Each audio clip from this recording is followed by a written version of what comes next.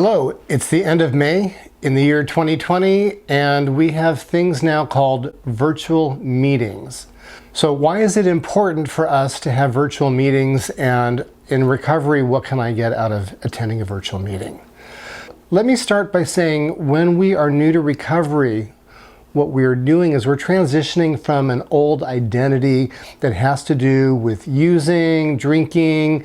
We're associating that identity with certain people that we would do these activities with. And in recovery, we need to move away from that into a more sober identity. The identity needs to include people that understand us, that understand the struggles we have in recovery and understand the benefits of being clean and sober. We find these people in a variety of different fellowships depending on what we're searching for. Alcoholics Anonymous, Narcotics Anonymous, Marijuana Anonymous, Depression Anonymous, Adult Children of Alcoholics, Al-Anon. The fellowships are there.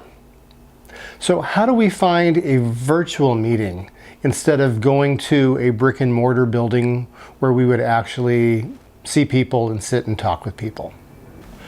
First, choose your fellowship and then go online, type in that fellowship, type in the word virtual meetings, or find a meeting, and then the city that you're in. The cool thing about virtual meetings is that if you want to attend a meeting on a different part of the country, you can do that. It's really interesting to see how other people conduct meetings. On the other hand, it's important to find local support. So you want to find meetings, especially meetings that you could attend on a regular basis, locally, so you get to know the people. I tend to use the recovery center called SHARE in Los Angeles as one of my primary supports. You can find this by going online at shareselfhelp.org. If you go into their meeting directory, you can see that during the week they have a wide variety of different fellowships that meet different times, different days of the week. So that's a good resource that I like to use and send people to. If you find a virtual meeting that has the date and time that works best for you, you'll see that there's a link. So at that time and day, click onto that link and that will take you usually to a Zoom site. I know there's some other sites other than Zoom that some of the meetings are using, some different platforms. Whichever one, it will open up. You can change your name if you don't want your full name, if you want just your first name. Always recommend that you start the meetings with your microphone on mute.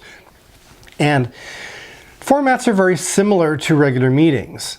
If you attend on a regular basis, you will start to see familiar faces. And as everybody's story becomes more familiar to you, this is how you get to meet people. It's not encouraged for people to have group discussions in the chat box during the meeting, as that's considered crosstalk. Some people do pull others into private chat as a way of reaching out to them and making connections.